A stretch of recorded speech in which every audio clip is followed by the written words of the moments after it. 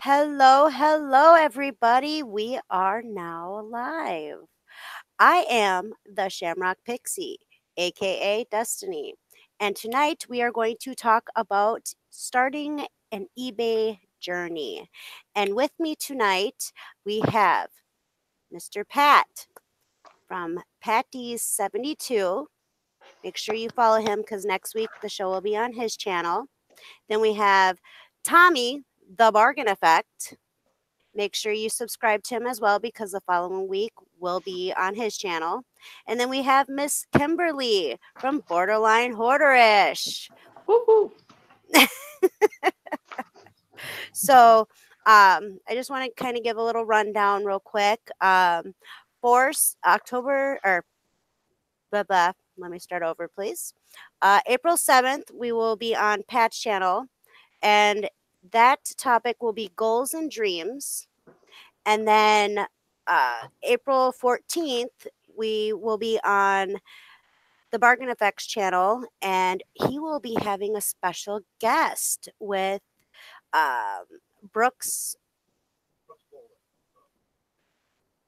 You're muted. Brooks Bolin from Datamind. And so that is the two shows that are coming up. And then we are in the works on for Easter Sunday show at the moment, and then when next week we'll be able to let you know what that show is about. So let's see, have everything written down.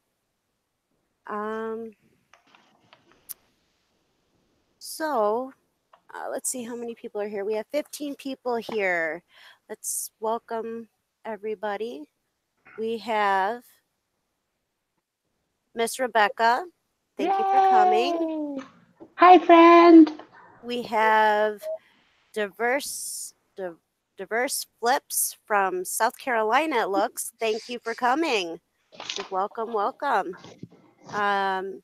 Star City Picker, welcome back. That would be Rick. His name is Rick. Well, welcome, Yes, Rick. Hello, Craig Landsharp Picker. Hello, MT Picker. Welcome. That would be Mark. Hello, Shipping Sunrise. That is Ray.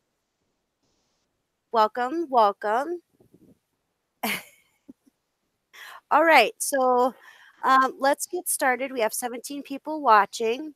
Oh, Nathan, welcome. I just saw you pop in.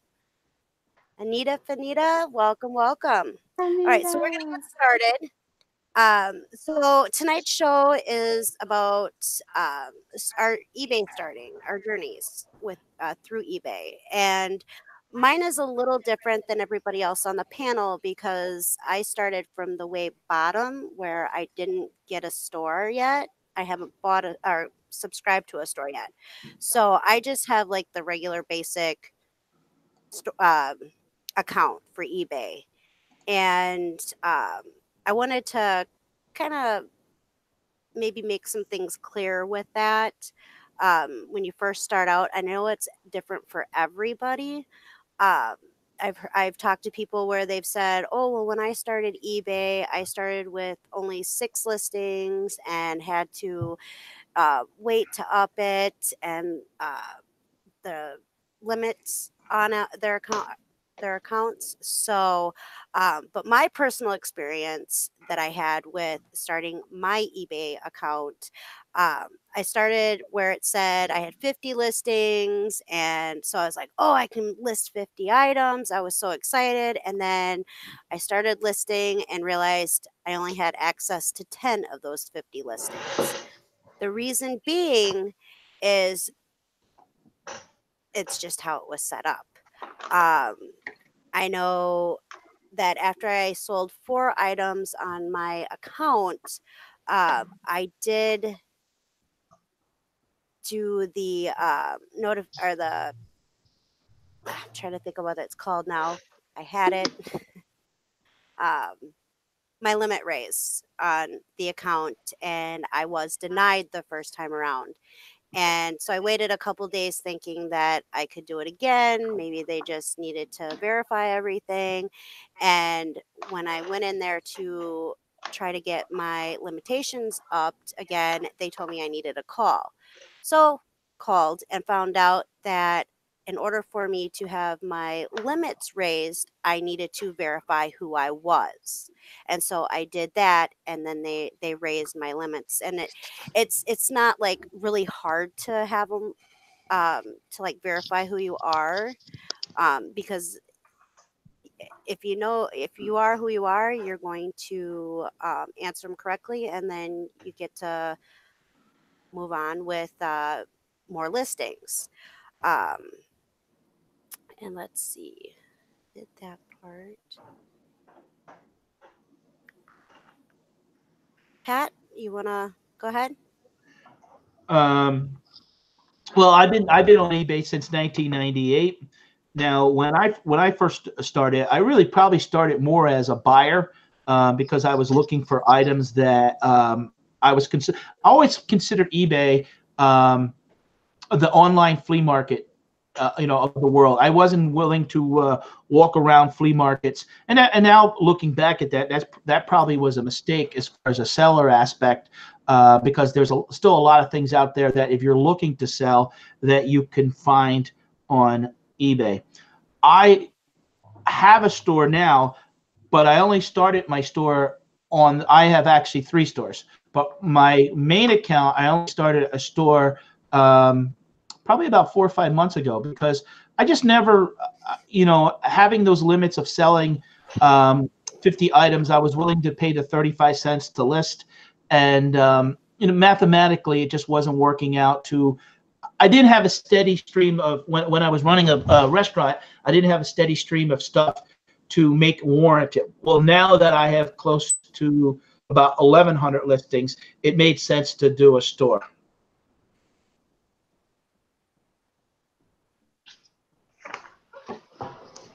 So I hope that answers the question as far as the store. We can delve a little bit more into it, but want to move on to Kim or Tommy, that would be great. That'd be Tommy next. All right. I've been doing eBay off and on many, many moons. Back when you could send dollars in the mail and tape quarters to your letters. Serious.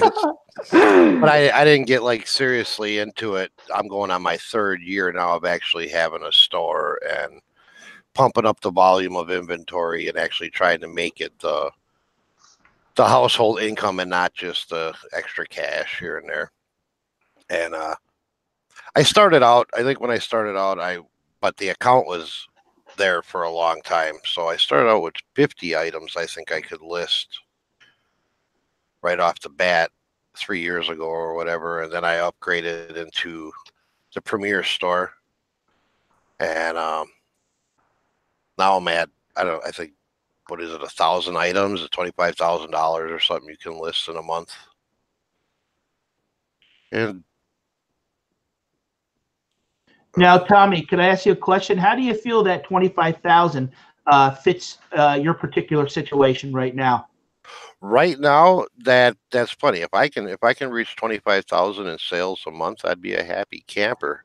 No, I mean, are you maximizing realistically? If we have 25,000 listed, if we're turning 10% of that at 2,500, do you feel that's enough for you, or would you like to have the ability to list more, meaning that you would sell more? Or are you happy with that limit? No, my limit isn't 25,000 listings. It's 1,000 listings or $25,000.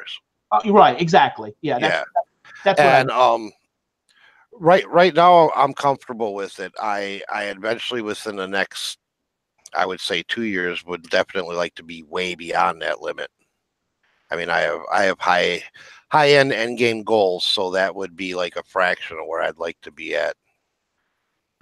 Going on that 25,000, and that's where some people who don't do eBay, they kind of don't quite understand.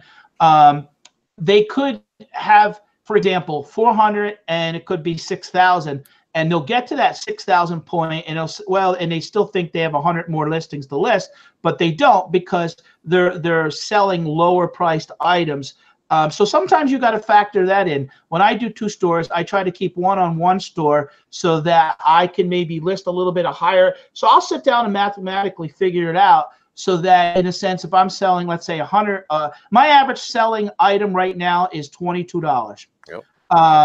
So at 1,000 items, that's $22,000. That doesn't mean I can list $3,000 worth more items because I've already reached that 1,000 item limit. I hope that it helps people who maybe quite don't understand. Right. That. Basically, it's one or the other. If you hit one or the other, that's your limit. You don't get to have 3,000 listings and then just whatever dollar amount if it's one or the, or both. But it's kind of hard, I think, to get it to be perfect, honestly, because I have 2 stores and both of them have the same limit, which is 700 and 14,500 in dollar amounts. One store is half of that. One store is almost all of that.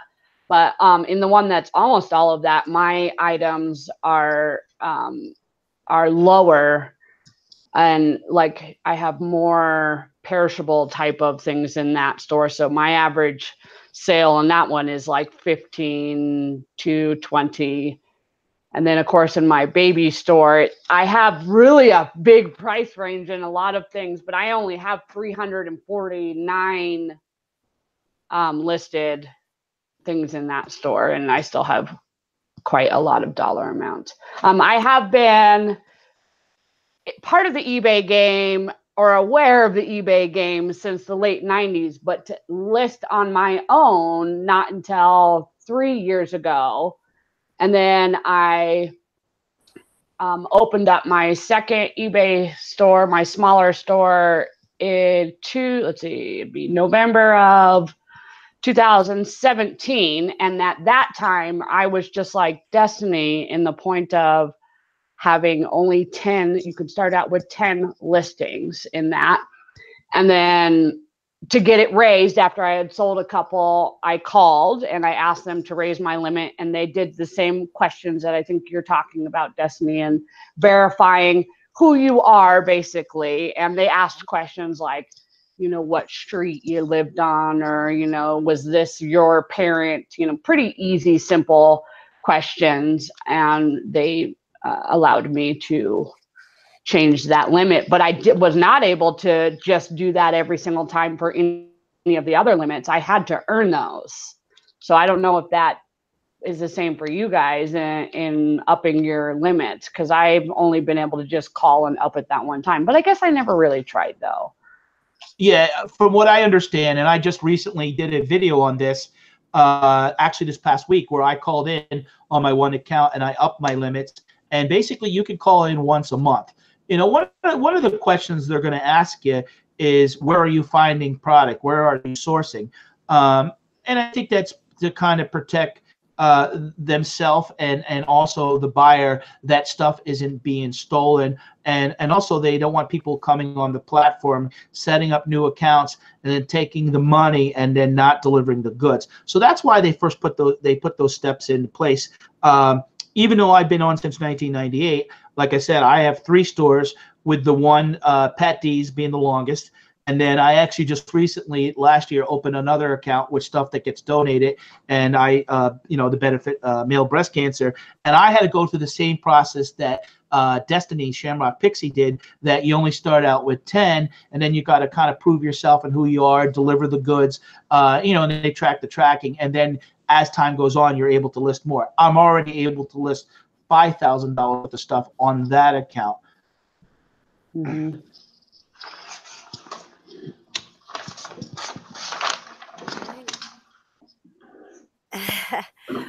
Welcome to the new people that have come in.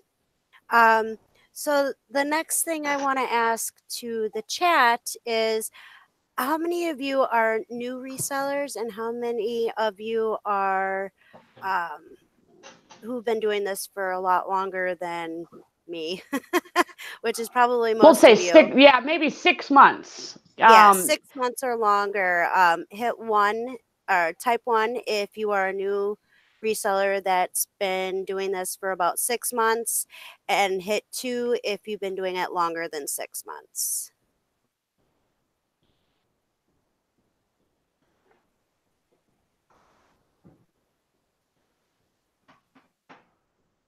I'm curious of that too. I guess I just don't ask that very often and wondering how long people have been doing this.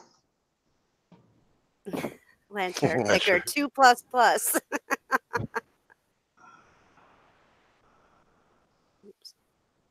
There's a couple ones there I saw, but it seems like it's skewed about 70% that people have been doing it longer than 6 months. Mm-hmm. And that's awesome. Now, the Sweet Warrior says she hasn't started yet. She's sitting on a lot of stock. So she's in the storage business right now. She's not selling yet. And I want to thank the Sweet Warrior actually for stopping in tonight. I did the commercial earlier about a half an hour ago, and she follows me in my room, so she came by and stopped in. So that I greatly appreciate that. Yay, Yes, welcome. thank you for coming. That's awesome. That's awesome. Super, super awesome. All right. So I've already explained that I don't have a store, and do you plan on doing that? Yeah, I'm going to work my way up to having a store. I just wanted to start from the very, very bottom and learn that. And then once I feel like I have that pretty much down, then I'm going to go to the first store and then just work my way up. Mm-hmm. Just because for me, I was always doing drafts and stuff like that for Tommy for the bargain effect. And so when I started my eBay account, I was very confused because I was used to a different setup. And it's harder when you're doing it for yourself, but it's so much more rewarding when you do it for yourself, if that makes any sense. Yes. It does. So from going from a drafter, I guess you could call it, to actually having my own eBay account, it was a big move. It really was for me because when I first started helping him, I didn't want any. I was just, I'm gonna list it for or draft it for you, and that's about as far as I'm gonna go with it. And then, and I did that for about 2 years, and then I kind of wanted to start knowing more the longer that I was helping him. And he was like, you know what? Just open your own eBay account and I will walk you through it if you need help. He's like, but that's the only way that I can, really show you is for you to experience it. And for me, I learn better that way. I have to experience it and do it for myself and try to navigate and do research and stuff like that than to sit there and be like, oh, well, okay, you're explaining it, but I'm completely lost. So, at the middle of February is when I opened up my own eBay account and have been learning ever since. And it is a very stressful thing, but it's one of those very good, very fulfilling, stressful things. It really is. It's just on you, it's Mhm. not. I completely understand where you're coming from because before I opened my own store, I was a lister. I listed for somebody else. I did the research behind the listings. I pretty much did a lot of things except for the bank part or making the decisions on what the item was going to be. That was all that I did not do. So I did pictures and, drafts and all of that. But it was different when I started my own store because it was all me. I mean, you're your own boss. You can't blame anybody else. Like you and you alone are in charge of that. Right. And like with the research and stuff like that, I mean, that part of it was pretty simple. He was like, well, just, do this and go based on what you think. And I did, and I was pretty accurate. So that made me feel good. And then, so now I was able to take that and carry it over into my own eBay account. And it's pretty fulfilling when you find the item, you draft the item, you take your own pictures, you put your own price on there, and then you make it go live. And then when that sale hits, somebody buys your item, and then you go and you're like excited anyway, but then you go and you ship it out, and then that customer receives it and they're very happy with it. It's a different type of joy and happiness that you were able to do something to make somebody else happy. And for me, that's pretty cool. Mm-hmm.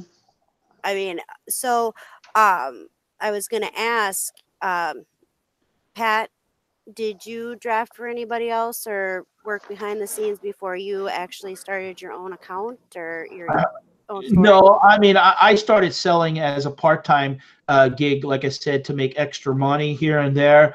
It seemed like if life was more busier, I kind of didn't focus that much on it. You know, I never realized, and you know, when you think about, and this is what's great about the platform with YouTube, you know, now you can go on YouTube and type in if you have a question on how to do something. You know, back when I started, you know, there was no social media, there was no Twitter, there was no Facebook, there was no Instagram. So it was a learning experience for everybody that started out early. It was just a way to kind of, like Tommy had said, you know, about mailing money. People would mail money in envelopes. They would, you would get a check, or you would get, you know, you would get a money order.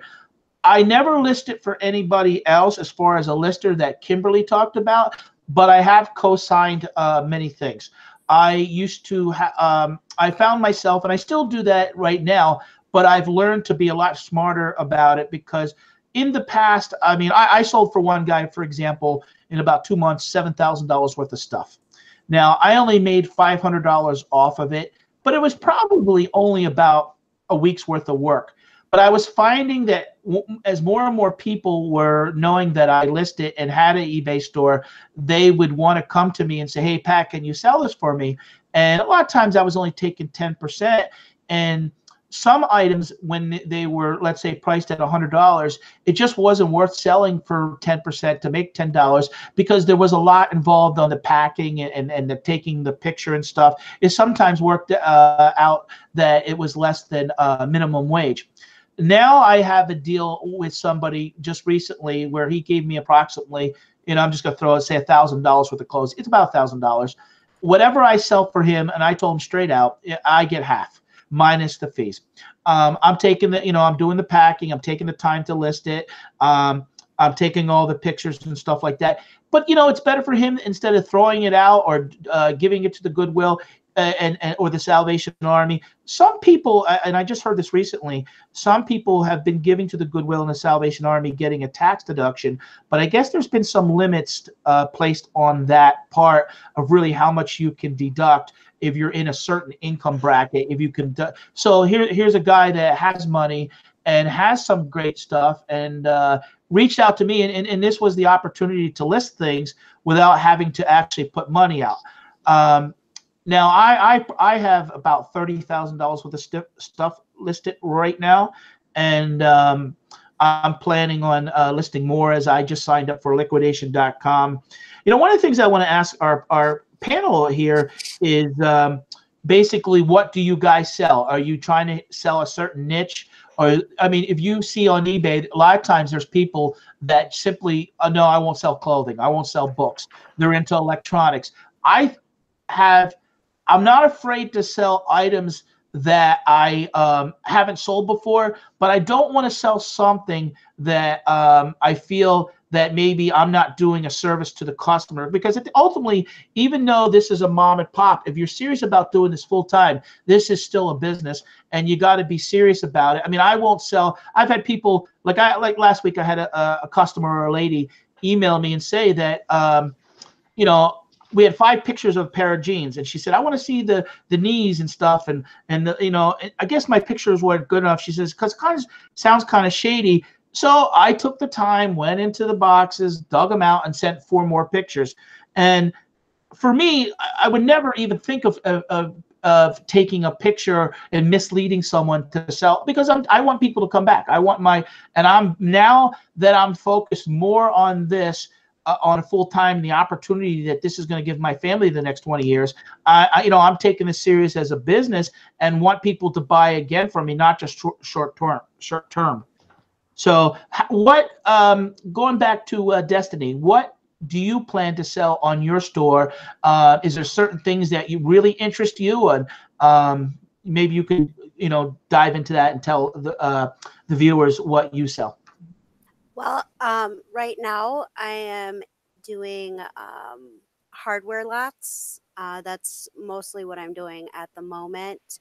But I would really like to get into, what's the word, replenishables. That's what I'd like to try to focus on. So right now, just working my way up to that point, and then I'll be able to get into that. But I want to be able to build up the money to start that. So I'm just working with stuff that we have mostly here already. So, I think that's a great way to do it. People always think that you need to have a whole bunch of money to start, doing eBay, and you really don't if you're smart about it and you use things, that are already in your house. Of course, I'd even do research on everything, but you'd be surprised at what you could sell on eBay. And then even, if you can't afford to buy shipping supplies, ask around or dumpster dive. I know there's a lot of people who don't like that word, but you'd be surprised at how many clean dumpsters. I know it sounds crazy. There are. For example, I use a dumpster that's a recycling dumpster.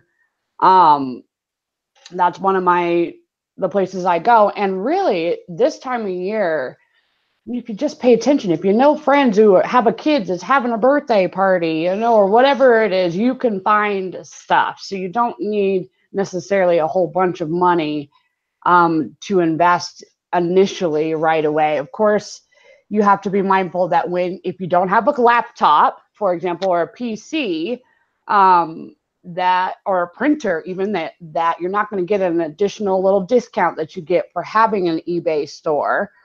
So the cost is a little bit more in that sense, but really, people, when they buy the item, if you charge people the shipping or add it into your item, you shouldn't be coming out of pocket really on anything. Another thing is being smart when you first start and making sure that you realize that if people pay you something and you offer returns, 30-day returns or 60-day returns, you have to be mindful to not spend that money or have that money just in case they do need to return. People get backwards in themselves in doing that. Oh yes, I sold an item that was worth $400 and it ends up either being a scam or something, and you already spent the money. You just basically screwed yourself. So that's just a few little tips I wanted to put out there as a new seller, so that, because when that happens, people get intimidated by it and are like, I'm never going to do this again, or whatever it is. Just be smart about it. Start slow, and like Destiny's doing, she doesn't have a store yet, and that's fine. That's fine to not have a store yet if you want to get comfortable in just doing, a few listings. There's a lot of opportunity in the reseller business. Like, there is no, the sky is the limit. Beyond that is the limit. It's not like in a regular type of paying job where your money cap is, this much per hour or per month or, salary or whatever it is. Like, you are in charge of how much you are going to make, basically. There was a question in chat. Can you tell us about what replenishables are? So those are items that you can get pretty regularly and just restock with your listing. Like, you don't have to just buy once. Yeah. You have to buy it over and over. It's something that's repeatable. Like, not like a vintage something that maybe there's only 5 in the world, that maybe something that you would maybe even go to Walmart or something else that maybe she has access to get wholesale or at a great discount, 20 of, and still sell that and ship that to the customer with competing at the price. That's one thing that people kind of, I actually worked for Amazon one summer, and people sometimes they'll say, well, why would I buy it off of you for $12? People are busy. Everybody's working. Time is money. It costs money for gas.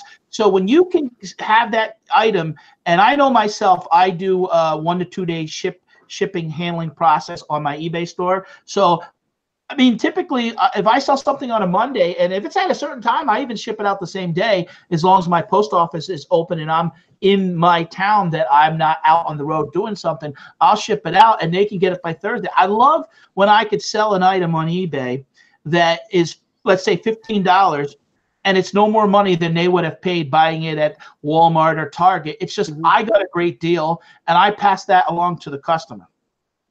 And you got to understand too, a lot of us that live close to metro cities are like, wow, I can just run to the store and get it.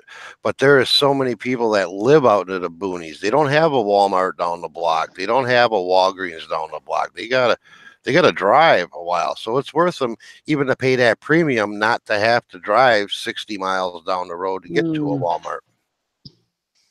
Great point. Yeah, it was like that in Kansas for me. The store was an hour away, so we would order a lot of things.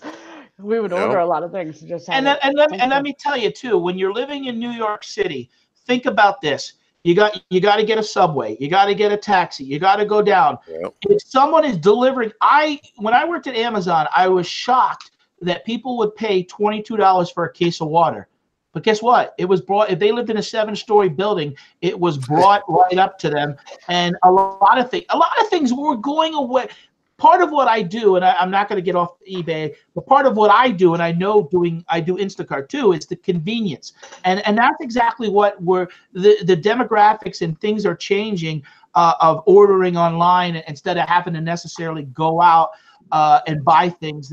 So ordering online is a convenience, and people don't mind paying up even a little for it. Everybody sometimes, I don't know about you guys, but I don't offer free shipping. Sometimes I have some things, but it's built in there. But I don't try to sell nothing on eBay that I lose money on. Otherwise, why it's not worth doing. Mm-hmm. Yeah, exactly. Now, Tommy, let me ask you. Destiny had answered the question. What are you specializing in, in other words, what do you serve a certain niche? I've looked at your store, but not knowing exactly what you sell primarily. That's why I want to ask you. Right. That's because I don't have a primary niche per se. I sell whatever I'll make money on. I'll sell anything from adult diapers to modern vintage electronics and everything in between. If I find something that I can sell still at a bargain rate and still make some money on it because I got it at a bigger bargain rate, that's what I do. There's not anything that I'm specifically geared towards. There's certain things that I look for, but there's nothing that I actually, I try to go in a direction with my store, and there's nothing that I stay away from either. What I like to do when I'm out shopping is I look for the things that normally 3, 4, 5 years ago, I wouldn't have wanted to go into the store and buy just because uncomfortableness or embarrassment, certain things, you just think about something, I wouldn't want to go in the store and buy it. Those are the things that sell. That's a great point. And you are so true. So true about that. So for me, I really like, okay, I can tell you what I prefer to sell. I prefer, anything that makes money. No, I prefer to sell things that are unique. I have always loved, and the reason I even got into the reseller business or eBay is I love this whole type of treasure hunt. I love learning about whatever it is. I love something that has kind of a story behind it. And if it can make me really good money, then that's even better. So if I'm, going, let's say, through the thrift store, I will beeline it for something that I haven't seen. I mean, you got to keep in mind, I've been shopping at Goodwill since I was like 5. Both my parents were bargain type of, very frugal, hand-me-down type of things, garage sales and all that. So when I come across something and it's to me unique or I haven't seen it, it's because I literally haven't seen it very often for the last 25 years. And that's an item that I will go towards first. And then it'll be, as I call them, bread or butter or filler items, which are more like, you know, anything that I can make a certain amount of money off of, or I like items that I could get 5 of, you know, and make one listing and then just have, you know, an extra quantity of it because there's 5 listings, or something similar. Figurines, toys. I love toys. My children are the perfect research, I guess you want to say, to watch in what they like, because, you know, they know the latest and greatest. For example, my 8-year-old son, every little boy at that school is wearing a pair of Adidas or Nikes, you know, and parents, us as parents are, there are some people are really extreme, you know, they're going to buy their kid whatever it is, the latest, greatest, newest, fanciest thing, but they're going to get their kid, you know, what they want. And Adidas is sort of one of those name brand things that probably will never go away in popularity, but you just have to pay attention to what's popular. And so that's kind of what I do. I don't have a specific niche. I can tell you I don't personally like to list clothes, and that's about it. But that's only, I think, also because of experience. And I haven't, you know, my family owned a consignment / eBay store. And so it was hard goods. It was furniture, dishes, home decor, figurines, you know, that kind of thing, rather than clothes. So I'm just not used to it. And I tend to beeline it for things that I'm used to selling and comfortable with. And clothes will get easier. Yeah, it will. They I will. know there's a lot of money in it. I just, I don't see myself steering too far off of what I need to right now. Because I like to, when I take on a new adventure, I want to get it figured out before I start dipping into other things or even other platforms or going out of my comfort zone. I want to make sure that I'm going to make my money to cover my bills before I start doing too many crazy risks. That's just me. I'm not, you know, I'm not a huge risk taker in that. Well, when it comes to money, especially, I can't be a huge risk taker. Completely agree there. I mean, and that's why, you know, we had some stuff here that I listed, and I haven't spent more than maybe $5 total outside of the house on items to put in my eBay account. Everything else is just stuff that we've had here that, I also, you'll learn with eBay and or selling on any platform. Well, at least I did. How much stuff you accumulate over the years that you really don't need. Right. Right. It's And amazing. yeah, and so going through things, being like, oh, I can make some money off of this. I really don't. Why was I even thinking I needed this? But it's a good and bad there, you know, double-edged sword. You know, That going off of that, and I'm just going to mention this because I know it's a huge, and we're getting into the spring cleaning type of time period. But so Marie Kondo, or I think that's what her name is. I'm sure a lot of you know who she is. She's the lady who is more of a minimalist and says, you know, for you to only keep items that bring you joy. Well, that's a great way to look at things. But I also look at things of not only on a joy factor, like the pen obviously is not going to bring me joy, but is it going to provide for my future? Is it going to help to my future? You know, because I notice myself sometimes, and I've gotten a lot better being a reseller now, but looking at things and wondering why I even have it. And if I'm sitting there questioning why I even have it, or if I'm ever going to use it again, that obviously is not going to help in any way towards my future. So I might as well sell it and make it actually go towards the future. see, and I think you guys actually, you know, growing up and stuff like that, you guys actually had a different background raising than I did. My mom loved thrift stores. All our clothes and shoes, you know, it was very rare that my mom actually went into a name or got us a name brand item that was actually from the store, and we had no issues with wearing thrift store clothes. I mean, I do it now. I will, if I see something at the thrift store that I like, I'll get it. You Right. know, I'll make sure that I have stuff to sell too now.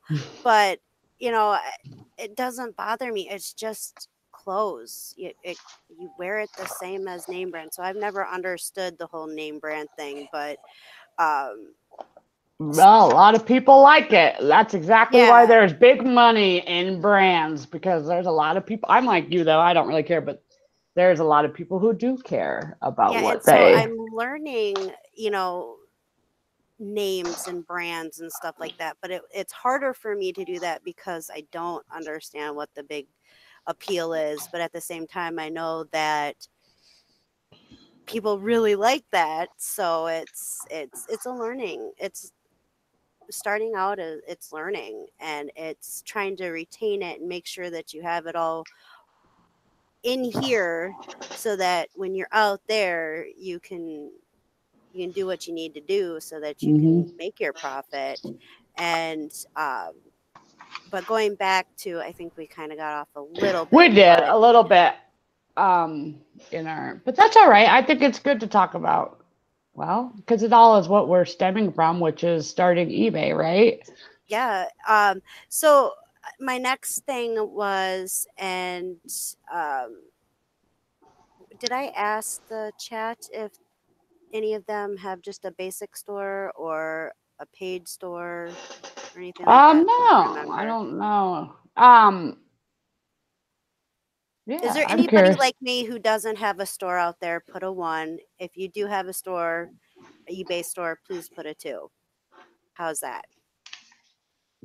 I think I don't know if I think we probably will have time. I was curious about maybe what, to those of us that have been a little there, or even Destiny, but what is something that you wish you would have known when first starting your eBay store? And I'm just curious from Pat and Tommy on what you guys wish you would have known back then that you know now. I could start with that. I wish I would have known the opportunity that existed. You know, what happened was I was always impressed by the numbers, looking at some of the other, the feedback number. My feedback is about 2,300. And if I had all the transactions that I've done, it'd probably be closer to 4,000. And you would buy off of somebody and you'd be like, oh my God, they have like 200,000 feedback. And you would look and say, what do they sell? And there were some people early that saw the opportunity and they started selling. And because they got in early and started selling, there's certain people like I would run across stories where a guy would sell $2 million worth of cell phones a year. Now maybe he only made 10%, but that's $200,000. And then you dig, like one of the videos I did today was on baseball cards, and that's a perfect example. There's a guy up in Massachusetts that sells baseball cards, graded. He has a multi-million-dollar business, and he had a baseball card shop. And what happened was people weren't coming out to it, so he expanded on that with eBay, and now he gets better pricing. So I wish I would have, in my head, I thought, no, it's not really for a mom and pop. I kind of always thought, oh, it's just a part-time gig, unless you had the capital to really get in and do. And meeting a lot of the people that I have now on YouTube, that theory's been thrown out the window because I've heard so many success stories where people have started less than $1,000 and are making a good living off of it, selling $100,000 on eBay. So that's where I wish I would have, for me, realized what the opportunity existed. Now I'm working to build that up, and there is still, I think, a lot of competition online. But then you got to set yourself apart and just make, stay on top of the trends. What's selling, pricing. You talked earlier about not wanting, to sell clothes. Clothes are a lot of work. Taking pictures, having to, clothes are cheap to ship, and there's an overabundance of clothes. I've had to educate myself. There's where maybe somebody wants a brand, but doesn't want to pay up $60 for that pair of pants. But guess what? They're willing to pay $20 for it on eBay. And then if we can get that for $7 and we're turning that $7 into $20, that's great. I mean, I just recently bought a pair of brand new pants for $4.50. Sold them within a week for $40. That's a great and man, when you can do that, I mean, you can't do that 100 times in a day, but you know, you're constantly learning and you know, about making money and doing so. I wish I would have realized the opportunity. I think that's a great point. My mom was always bugging me to start it way earlier, and I wish I would have started it in the late 90s, my own account right along with her, because imagine how far I would be. She does so well reselling, and she had been bugging me forever about it. I mean, it's not, I think we all had to have our own timing, you know, and things. I had to get sort of my ducks in a row and have Wi-Fi and all the, you don't have to have all those things, but it definitely makes it easier to have a laptop and be able to do that. I started out with none of those things. That's another thing I wanted to mention is I started out with just my phone, and it took a lot more effort. And you couldn't just copy and paste. There was no copy and paste type of thing, but it's possible to do it. How about you, Tommy? What do you wish that you would have known then that you know now? I wish I would have known a lot more about shipping when I first started. I lost a ton of money in shipping looking back just because I didn't understand it. I thought flat rate was the way to go every time with everything. If it fit in a flat rate box, ship it out, you know, you're safe. But come to realize, you know, flat rate box, I'm paying $14 to ship something in a flat rate box when it could have cost me like $9 or $10.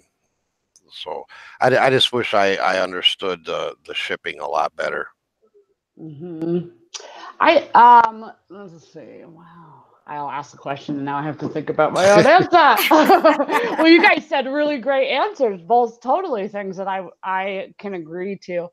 I wish I would have been able to maybe figure out navigating eBay a little bit better, taking the time instead of just sort of jumping. And I'm not saying not listing at all, but for example, the listings, you know, promoted or sales and all of that, that was very confusing. And I wish I would have just more based it off of even the journey, off of my gut or off of what my mom was telling me to do, instead of automatically changing everything because this reseller said to do it, if that makes sense. I've hurt myself a few times in jumping the gun. I mean, I still continue to do it, you know, when the shipping prices changed and I was like, oh no, I don't want to mess everything up. You know, everybody's making a big old deal about the shipping, right? I should have just done what I've done best. And, you know, I'm pretty familiar with what the shipping prices were and just kind of kept it how I did. Instead of, I switched over 2 stores to a certain way of shipping. And now what am I doing right now? I'm doing it all back again. I'm flipping it all back to how I had it originally. So I wish I would have sort of balanced my own finances and research a little bit better instead of just always jumping the gun and doing what everybody says. Because I think that it's different for everybody because of location, what you're able to source, what you're able to invest in, how many listings you're able to use, you know, what you can find as easy. Some people don't have bins. They can't get clothes, you know, for certain prices or do the things that are that you can repeat because they don't have a Walmart or Walgreens and all of that. So my biggest advice, I think, to myself would be to listen to my gut a little bit better instead of, you know, and doing research behind it, reading the eBay forums and blogs and straight from them instead of listening always to everything else. That makes sense. Yeah.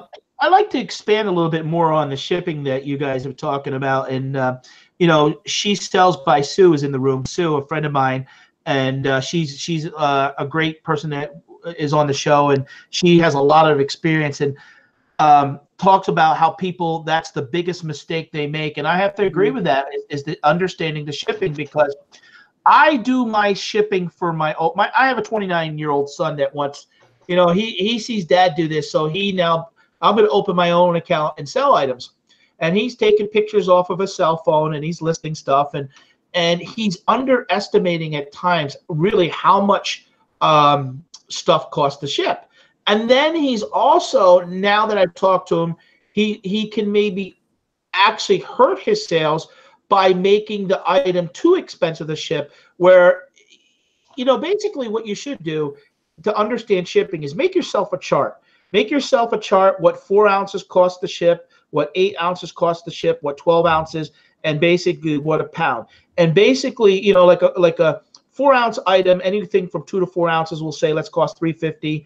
A 5 to 9 ounce item will cost, another 60 cents. And then a 9 ounce to 12 ounce will cost another. So it could be anywhere from basically $2.75 to approximately $5.50. And keep in mind, and maybe before you list it, weigh it. Don't be afraid to weigh it. And then if you want to make sure that you're not shorting yourself, don't do a flat rate shipping. Do calculated shipping for first class. He makes a mistake because he'll put something in there thinking it weighs 10 ounces. Yeah, it does weigh 10 ounces. But until we pack it properly and put it in a box, now it pushes over a pound, and you can't ship first class anything over 16, 17 ounces. Now you're into priority mail.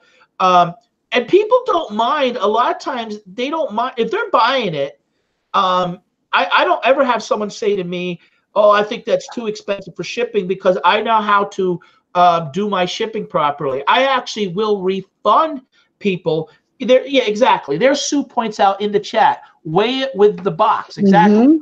A lot of my common boxes, I can tell you, there's an average on what it weighs. And I always factor in a certain, clothes, that's going back. Clothes are very cheap and easy to ship. And most clothes, except for jeans, you can ship first class. T-shirts, things like that. Jeans are always going to ship priority. But now here's the difference. Let's say, for example, I live in Pennsylvania. I'm going to ship those pair of jeans to California. It may be $13.55. But if I can get them to fit certain jeans, especially women's jeans, that it's a smaller person, I can get them to fit in a flat padded envelope for roughly $8.55.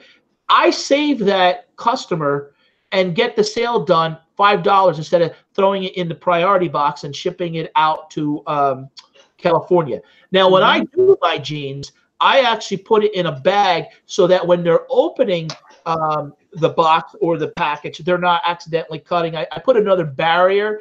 I have even refunded people that I felt paid too much for shipping because there was a listing mistake on my part. If it was 50 cents, no, I didn't do it. But I just refunded someone recently $3 because and I got good feedback. I always feel like they're going to come back and I'm being fair to them. But shipping is it is a big deal, but again, you got to understand the numbers. It went up 10 or 12%. So if something was costing you $4 and it went up 10 or 12%, simple math, it just went up to $4.40. Don't if you're a new seller, don't oh my God, I don't want to do shipping because, it went up 40 cents. Don't worry about that. Just think it through. You don't always have to hit that submit button. You can save it as a draft and then go back. And if you do have it wrong before it sells, adjust it. Just adjust it. It's no big deal. I find myself at times where I've had a package that was 2 pounds, 1 ounces. And before I close that box up, I'll say to my son, my youngest son, Joshua, who helps me, I said, Josh, let's see if we can find a smaller box. And guess what? I find a smaller box, and now all of a sudden the shipping is $2 less. Yep. And a key thing too, for if you're doing boxes and they're smaller, if you can stuff them in a poly bag, even a bigger poly bag, and use pirate ship to get the cubic shipping rate, you save a ton of money there too. I have fell in love with pirate ship cubic shipping. I've saved an additional ton of money right there too. And like Pat said, people complain about the postal rates went up a little bit or whatever. But I look at it, yeah, it sucks every time. It sucks when gas goes up too. But how I look at it is, you know how much money the post office is saving me on boxes and padded flat rates and the regular flat rate envelopes that I don't have to buy. I just look at it as it's my cost of supplies that went up. Mm-hmm. Yep, and it's gonna do it, you know, every year, pretty much. Yeah, I agree to the whole finding the box or what it's going to be when you, especially if you first start, you know, finding the box that's needed for the item. I used to pre-pack a lot of things when I first started because I was overly paranoid about not getting the prices right because of the first time I made a mistake on that. It was a pretty heavy hit on my part. And I'll tell you, I sold a lot of Littlest Pet Shop toys, and them being light and plastic and the thing being light, I did not find the appropriate box ahead of time. I just made it, weighed it, and I just guessed. Well, I didn't take into consideration that the box was like huge, that I had to put everything in. And so I ended up eating it for that. And I avoided selling big things for probably about 6 months. And what I did instead was I would find the right box for everything and make sure for sure 100% I knew exactly what it was going to cost. Also, beginners need to keep in mind that your scale might be off from wherever you're shipping your items at as well. And so you need to always be under the mark instead of, like, you know, if it's 7.5 ounces, you need to put that it's 8 ounces or even a whole ounce more than that. Like my post office is an ounce difference. Their scale's an ounce difference. So always round up rather than down, because they will, you know, possibly not what could cost your customer a little extra. I experienced that years ago where I went in with a couple items that were, say, like 8 ounces, and they weighed at 9 ounces, and the lady said I had to give her like 20 cents more. Mm-hmm. So it's really important when you're at 7.5, you write 8. Mm-hmm. And I want to hit home on real quickly here as we're getting close to the end of the show, is that doing it yourself is going to save you money. If you're going to take it to the UPS store, if you're going to take it to the post office, it's going to cost you money. It's going to cost you more money. So educate yourself on how to ship and how to do it. It doesn't cost a lot to ship from home. If you have an inkjet or a laser printer, which is approximately about $100, buy yourself a pack of labels for $20. You can buy scales for $25 on eBay. So it's not a lot. And trust me, I save money by doing it all myself. I have a mailing address at a post office and at the UPS. I know what those places charge, and you're gonna. And if you let's say you sell 50 items a month, and if you're paying $1 more on shipping that you didn't get, you just lost $600. So you got to keep that in mind. Yeah, I just learned this week how to Frankenbox boxes, and my first one was sketchy, but I was very proud of myself because I paid attention. Tommy taught me how to do it, or how he does it. He left to go fishing with our daughter, and I was like, you know what? I can do this. So I actually did it all on my own with him not here. He came home. I was so excited, and I showed him, and he looked at me and said, "Why didn't you use one of the smaller boxes?" And I'm like, oh, crud. You were giving yourself practice. That's funny. Yeah, and I was like, I remember that too. You were like, I'm so proud of myself. I made this box. I did. Showing me. And she did. She cut down the shoe box almost to the size of the smallest priority box. It was like almost identical size. That's good. Hey, it was practice. I did it. Practice. I did it, but I was so proud of myself, and I did it without him here. And he did say I did a great job, but why didn't I use one of the other boxes? And I'm like, oh, this one's made with love. Reach it? Can I just say I couldn't reach it. That's great. It was on the top shelf. But yeah, so, you know, practice. And I prepackage everything just because I'm still learning, and it's okay to do that. Yeah. Especially if you are just starting out. Me, I'm learning everything from step one all the way to being at the customer's house and then being happy with the whole, you know, giving you the positive feedback and stuff like that. I have not dealt with any returns yet, knock on wood. I'm hoping that with as much detail as I put into my listings that I won't have that, but I will update everybody when I do get my first return, because I'm sure it will happen. Yeah. So I would be shocked if it didn't. I think that it happens 9 out of 10 10 times to people. right. I don't know if we wanted to maybe see if anybody had a question before we wrap it up, since it is 6 o'clock. Yep. Well, 6 o'clock my time. So as we're waiting to see if anybody has any questions, I want to thank everybody for coming. Thank you, Kim, Pat, Tommy, for being here and doing this with me. I greatly appreciate it. You guys are awesome, amazing, and I have amazing teachers in my panel. I mean, they each have helped me with something when it comes to my eBay account, and I'm greatly appreciated of them for doing that. Don't forget to subscribe to Pat.